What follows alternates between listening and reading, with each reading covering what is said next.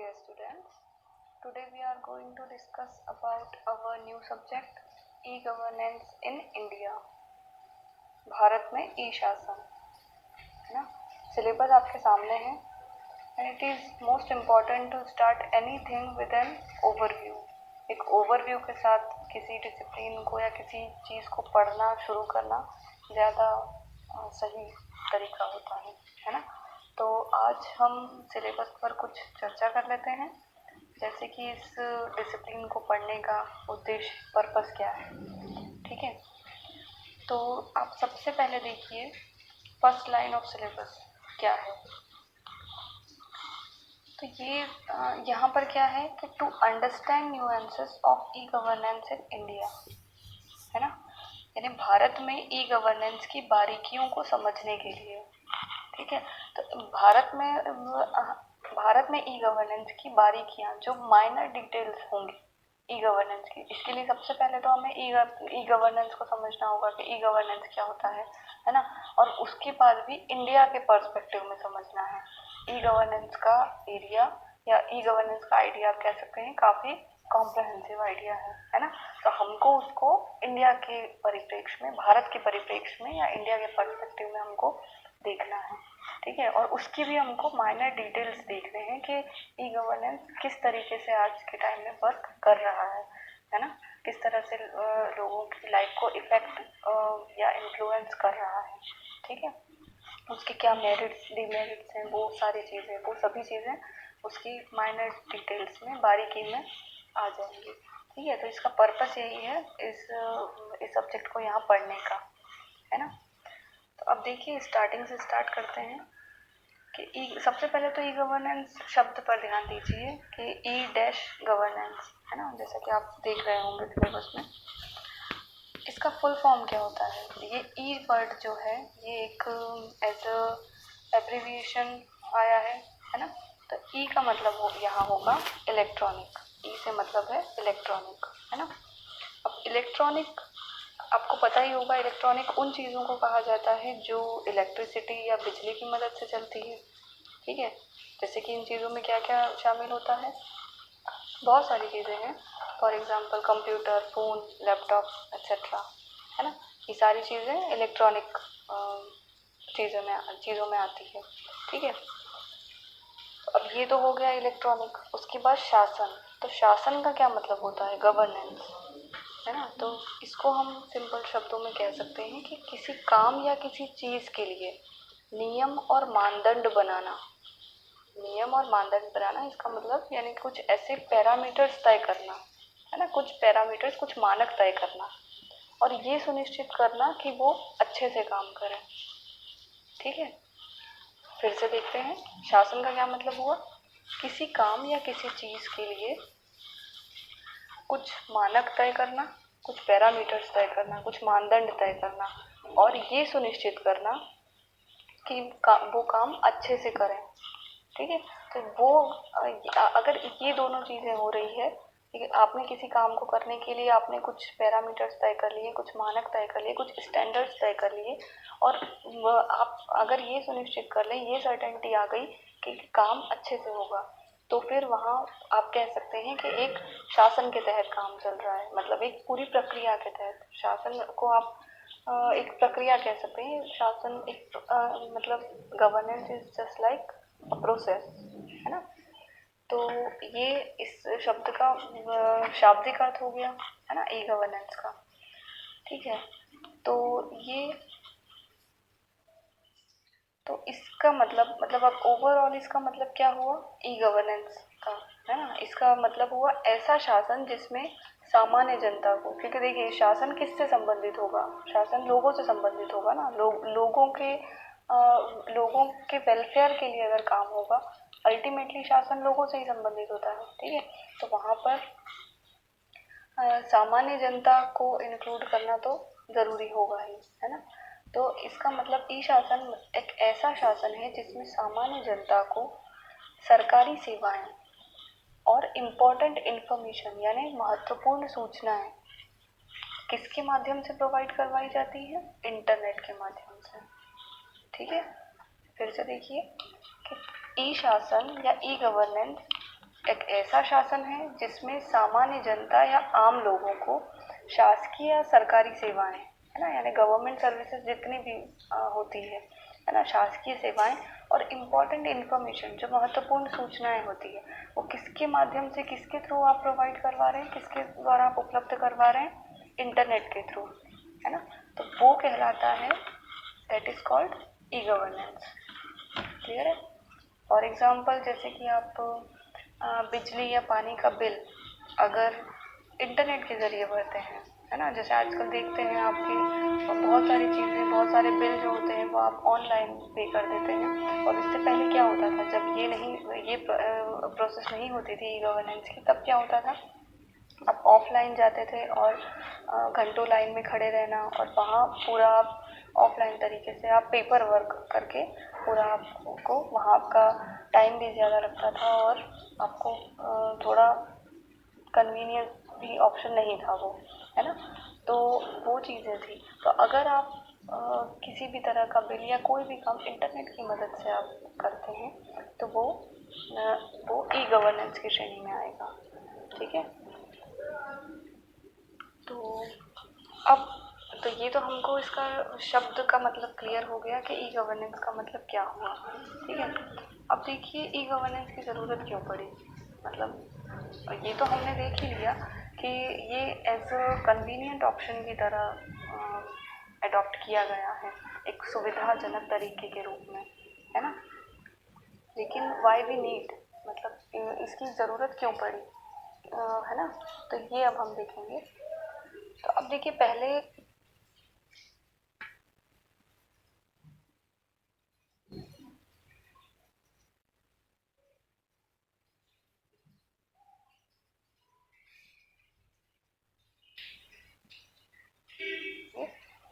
तो अब देखिए पहले मतलब हमको ये बेशक भारत के पर्सपेक्टिव में देखना है, लेकिन भारत में इसकी शुरुआत कब, कहाँ और कैसे, क्यों हुई, उस पर तो हम थोड़ा बाद में चर्चा करेंगे। पहले हम इसका थोड़ा सा बैकग्राउंड देखेंगे कि पब्लिक एडमिनिस्ट्रेशन में इसकी शुरुआत कब और कहाँ हुई, है ना, वो देख लेते हैं। क्योंकि भारत में लोक प्रशासन में या प्रशासन में इसकी शुरुआत कब हुई, उससे पहले हम ये देख लेते हैं कि ओवरऑल पब्लिक एडमिनिस्ट्रेशन में ये कब इंक्लूड हुआ है।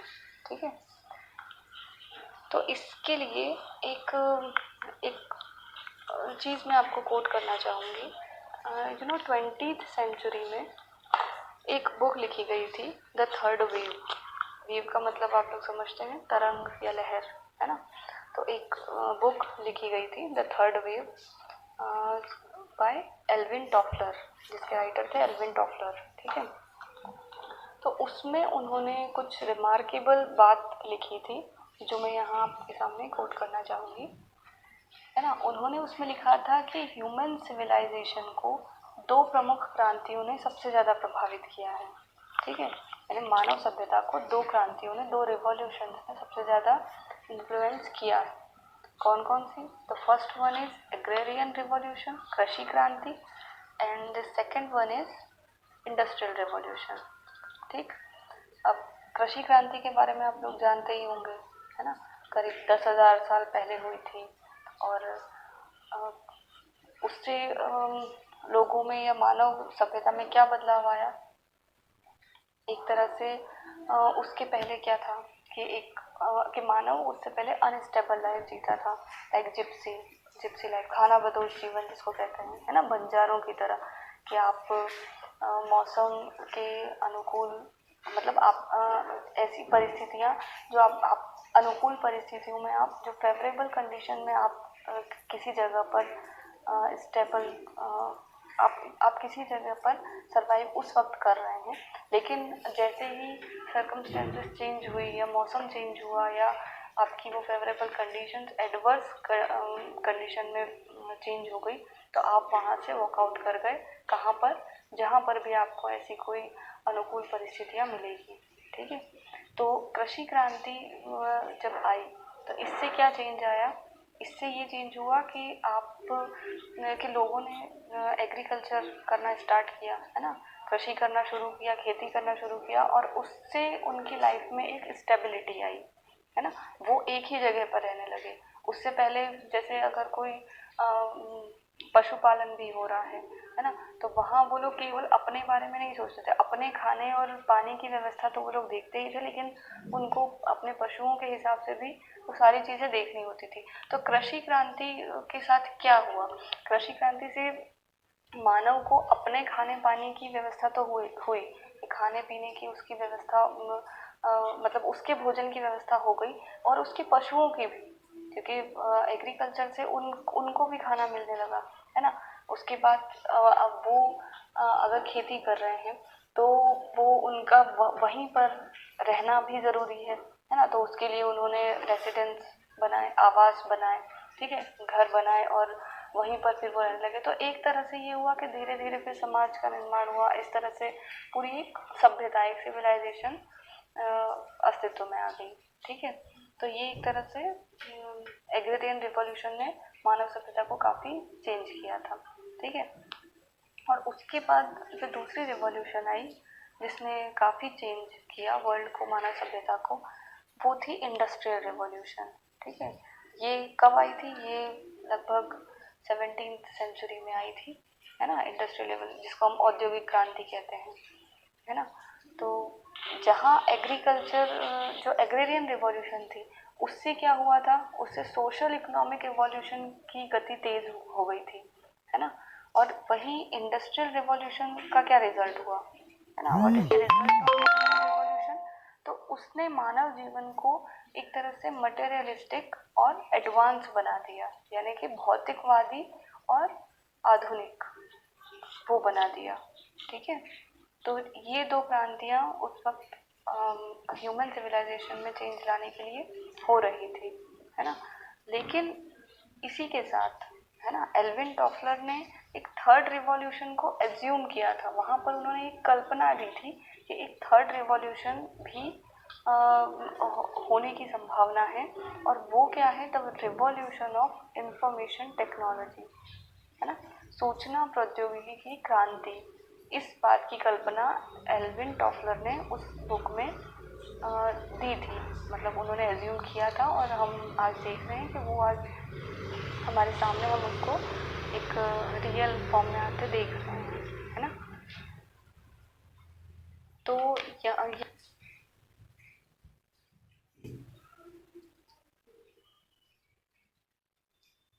तो यहाँ से क्या हुआ, मतलब एक वो तो उन्होंने, ठीक है, एक कल्पना के रूप में एक बात कह दी, लेकिन बाद में धीरे धीरे जैसे इंडस्ट्रियल रिवॉल्यूशन हुई, और चूंकि इवोल्यूशन प्रोसेस एक ऐसा है, विकास की प्रक्रिया निरंतर चलती रहती है। आज हमको कभी पता नहीं चलता, उस वक्त भी जब इवोल्यूशन हो रहा होगा तो तब लोगों को पता नहीं चल रहा होगा। विकास की प्रक्रिया बहुत धीमी होती है लेकिन निरंतर चलती रहती है ना। तो ये आज भी अगर इवोल्यूशन हो रहा है तो वो आगे जाकर पता चलेगा, कुछ समय के बाद, कुछ सालों के बाद कह सकते हैं, है ना। तो जैसे इंडस्ट्रियल रिवॉल्यूशन आई तो उसके बाद इवोल्यूशन की प्रक्रिया चूंकि चलती रही, तो धीरे धीरे और ज़्यादा विकास होता गया, और फिर ये एक तरह से नई क्रांति के रूप में इंफॉर्मेशन टेक्नोलॉजी की, जो रिवॉल्यूशन ऑफ इंफॉर्मेशन टेक्नोलॉजी है, वो हमारे सामने हमको आज आज देख सकते हैं हम उसको, है ना। तो पूरी दुनिया को एक ग्लोबल विलेज के रूप में बदलने में इस क्रांति का बहुत ज़्यादा प्रभाव रहा है। ये तो हमको पता ही है कि एक पूरी, जब से इंटरनेट आया है, पूरा पूरा वर्ल्ड कैसा, एक ग्लोबल विलेज, एक वैश्विक गांव की तरह हो गया है ना। हम इजीली यहाँ से बैठकर किसी भी दुनिया के किसी भी कोने में बात कर सकते हैं, या किसी भी दुनिया के मतलब दुनिया के किसी भी कोने में कि हम इंफॉर्मेशन ले सकते हैं, है ना, थ्रू इंटरनेट, ठीक है। अब देखिए, ये एक तरह से हम, ठीक है, इंफॉर्मेशन की इतनी बात कर रहे हैं कि इंफॉर्मेशन से इतना बदलाव आ गया, लेकिन अब आप ये देखिए कि बिना इंफॉर्मेशन के क्या प्रशासन और व्यक्ति दोनों का ही अस्तित्व मतलब संभव है। अगर हम एकदम आदिम प्रिमिटिव एज की बात करें तो वहाँ ठीक है, आप बिना इंफॉर्मेशन के जी रहे हैं, लेकिन अगर कोई सिविलाइजेशन है ना, और अगर आपको निरंतर विकास करते रहना है, डेवलपमेंट होता जाना है, तो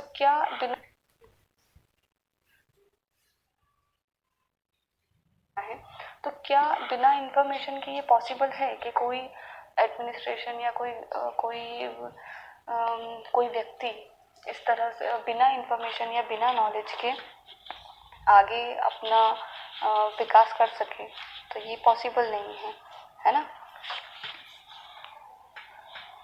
कि जैसे जैसे सोसाइटी या समाज का रूप मॉडर्न और एडवांस होता जा रहा है, वैसे वैसे इंफॉर्मेशन और नॉलेज पर क्या हो रहा है, एक तरह से डिपेंडेंसी बढ़ती जा रही है, निर्भरता बढ़ती जा रही है ना? बिना सूचना के आजकल कोई भी काम कम से कम इजीली तो पॉसिबल नहीं हो सकता। हम ये नहीं कह सकते कि संभव ही नहीं है ना?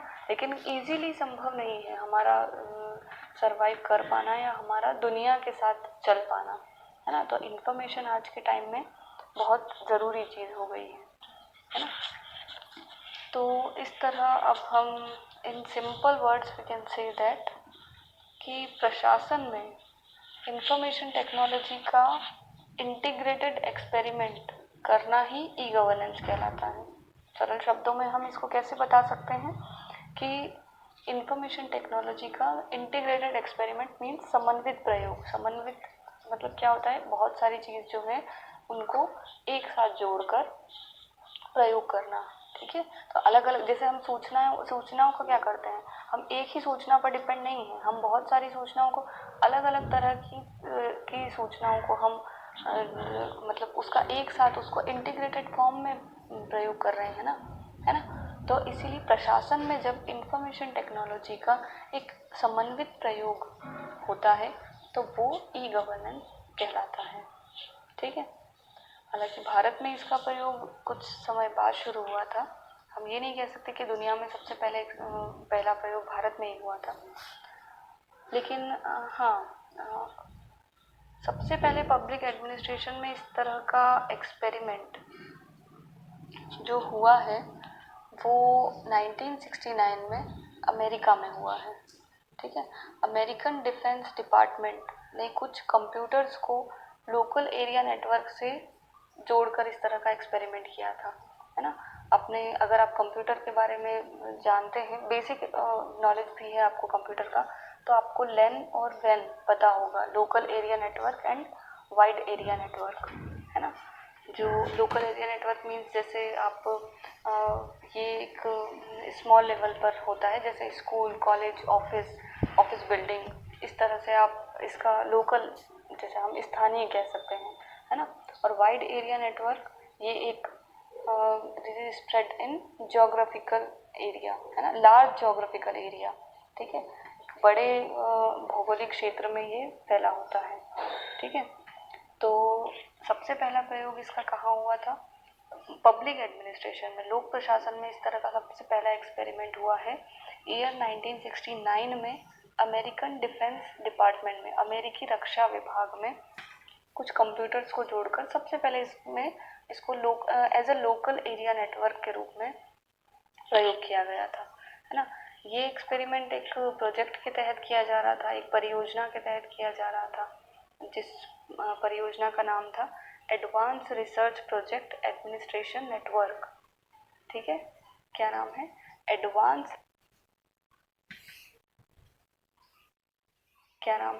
Advance research project administration network, है ना? फिर यही प्रोजेक्ट आगे जाकर एक्सपेंड होकर क्या बना? वर्ल्ड वाइड वेब के रूप में सामने आया। मतलब कि आप ये देखिए कि स्टार्टिंग में इन्होंने लोकल एरिया नेटवर्क के रूप में इसको शुरू किया था एज अ एक्सपेरिमेंट, है ना? और उसके बाद ये एक्सपेंड होकर धीरे धीरे वाइड एरिया नेटवर्क की तरफ आ गया, एक लार्ज ज्योग्राफिकल एरिया में ये एक्सपेंड हो गया, है ना? वर्ल्ड वाइड वेब क्या है? जो आज हम किसी भी वेबसाइट को लिखते समय जो हम यूज़ करते हैं ना, www, तो उसका फुल फॉर्म है वर्ल्ड वाइड वेब, है ना? तो ये इस तरह से यहाँ से इसकी शुरुआत हुई थी, ठीक है? उसके बाद भी अमेरिका में हालांकि दिसंबर 2002 में ई गवर्नेंस एक्ट पास किया गया था, तो इस तरह से वहाँ पर इस चीज़ को आगे बढ़ाते गए थे वो लोग, है ना? तो ये एक बेसिक ओवरव्यू था इसके बैकग्राउंड को समझने के लिए, इसकी पृष्ठभूमि को समझने के लिए, है ना। इससे हमें ये तो पता चल ही चुका है कि ई गवर्नेंस का आइडिया एक कॉम्प्रहेंसिव आइडिया के रूप में एग्जिस्ट करता है, लेकिन यहाँ हमें इंडिया के पर्सपेक्टिव में इसे देखना और समझना है ना। तो कल हम इस चर्चा को आगे बढ़ाते हुए इसे भारत के संदर्भ में समझने की शुरुआत करेंगे। अभी आप इससे संबंधित कुछ परिभाषाएं और विशेषताएं देख सकते हैं जो मैंने पीडीएफ फाइल में आपको प्रोवाइड की हैं, आप उसको देख सकते हैं। कल इन पर भी बात की जाएगी, है ना। तो okay then, that's it for today. Thank you.